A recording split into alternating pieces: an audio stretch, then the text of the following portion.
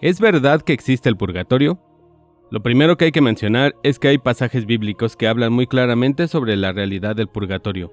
Uno de ellos, y tal vez el principal, es cuando el apóstol San Pablo nos habla sobre el día del juicio y sobre qué pasará con aquellas personas que tuvieron fe y sirvieron a Dios, pero que en su obra no fue tan buena. Él lo explica así. Un día se verá el trabajo de cada uno. Se hará público en el día del juicio, cuando todo sea probado por el fuego. El fuego, pues, probará la obra de cada uno. Si lo que has construido resiste el fuego, será premiado. Pero si la obra se convierte en cenizas, el obrero tendrá que pagar. Se salvará, pero no sin pasar por el fuego. San Pablo quiere enseñar acerca de un creyente en Dios. En primer lugar, afirma que si la obra es buena al ser examinada, la persona se salvará. Y en este caso, se está refiriendo a un cristiano que va directamente a salvarse, sin necesidad de pasar por una purificación. Pero, inmediatamente, agrega que hay otra situación donde la obra de la persona no resistió el juicio y no dice que se va a condenar, sino que ese cristiano tendrá que pagar o ser castigado y se salvará. Esto es precisamente el purgatorio, una purificación que algunos necesitarán para poder disfrutar plenamente de la amistad eterna con Dios. El purgatorio es otra de las realidades últimas de las que nos habló el Papa Juan Pablo II y que es importante recordar. De las opciones que tenemos para después de la muerte, el purgatorio es la única que no es eterna. Las almas que llegan al purgatorio están ya salvadas, permanecen ahí el tiempo necesario para ser purificadas totalmente. A pesar de no aparecer la palabra purgatorio en la Sagrada Escritura, la realidad de lo que significa este término está bien expresada en la Biblia. Por ejemplo, entonces se encontraron bajo las túnicas de cada uno de los muertos objetos consagrados a los ídolos de Yamnia, que la ley prohíbe a los judíos. Fue entonces evidente para todos por qué motivo habían sucumbido aquellos hombres.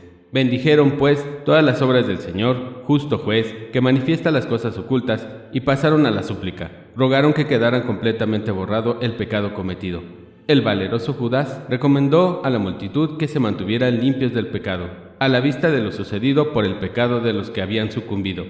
Después de haber reunido entre sus hombres cerca de 2000 dracmas, los mandó a Jerusalén para ofrecer un sacrificio por el pecado, obrando muy hermosa y noblemente, pensando en la resurrección. Más aún, es un dogma de fe, es decir, de obligatoria creencia por parte de todo católico. Además, es un regalo de la misericordia grandísima de Dios. Y es una señal de esperanza, ya que las almas que llegan al purgatorio ya están salvadas. La única opción posterior que tienen es el cielo. Permanecen ahí el tiempo que sea necesario para ser purificadas totalmente antes de entrar a la visión y el disfrute total de Dios en el cielo. En el cielo no entrará nada manchado.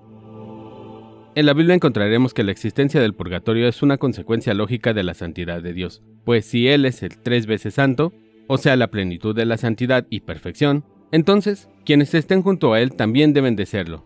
Vosotros, pues, sed perfectos como es perfecto vuestro Padre Celestial. Por eso, quien es fiel a Dios, pero no se encuentra en un estado de gracia plena a la hora de morir, no puede disfrutar del cielo porque la misma Biblia dice que en el mundo celestial no entrará nada manchado.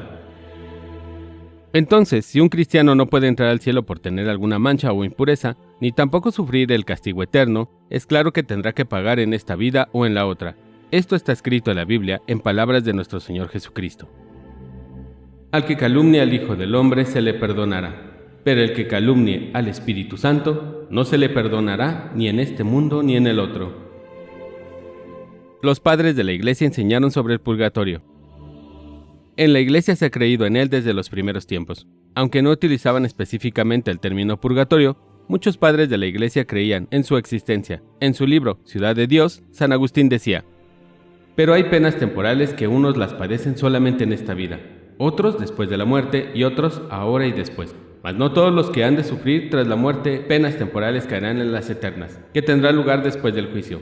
Hará algunos en efecto a quienes se perdonará en el siglo futuro lo que no se les había perdonado en el presente, o sea, que no serán castigados con el suplicio eterno del siglo futuro, como hemos hablado más arriba. También han hablado sobre el purgatorio Orígenes, San Ambrosio, San Jerónimo, San Basilio, Gregorio de Niza, Gregorio el Grande y San Beda. Entonces, ¿qué es el purgatorio? más que un lugar físico, es un estado de la vida temporal para la persona que muere en gracia de Dios, pero imperfectamente purificada, y donde, mediante el sufrimiento, se es purificado para disfrutar plenamente de la presencia de Dios. Es una persona salvada que vive en el amor de Dios y la salvación, pero no de una manera plena. ¿Las almas del purgatorio son almas en pena? No. Las benditas almas del purgatorio son almas de fieles que murieron en pecados leves y necesitan pasar por el fuego purificador para presentarse frente a Dios, pues nada impuro puede presentarse frente al trono de Dios. Las almas que están en el purgatorio aún no pueden vislumbrar al Dios eterno, sin embargo, reciben frecuentemente la visita de los ángeles y la Virgen, que las consuela. No debemos tener miedo o pensar que el purgatorio es un infierno del bien. No. El purgatorio es la prueba de la bondad divina. Sin él, muchos de los que mueren con pecados leves no podrían entrar al cielo. Finalmente, y como conclusión, debemos entender que Dios es mejor y es la más grande causa de que todo lo que el hombre ha de ganar en la vida eterna, y que el purgatorio lo que hace es limpiarnos para poder gozar de su presencia. Oración de San Agustín por las almas del purgatorio.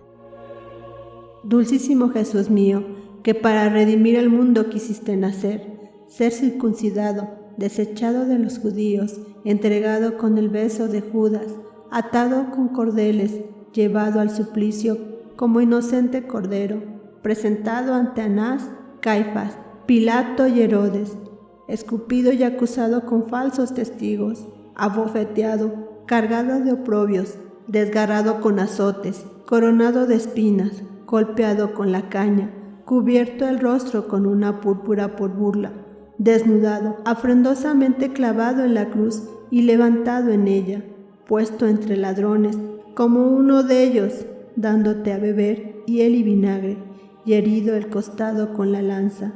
Libra, Señor, por tantos y tan severos dolores, como has padecido por nosotros, a las almas del purgatorio, de las penas en que están.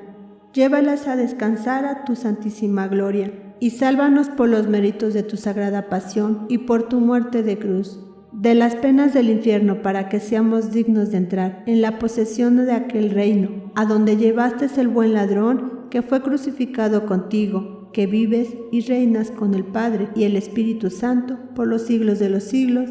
Amén.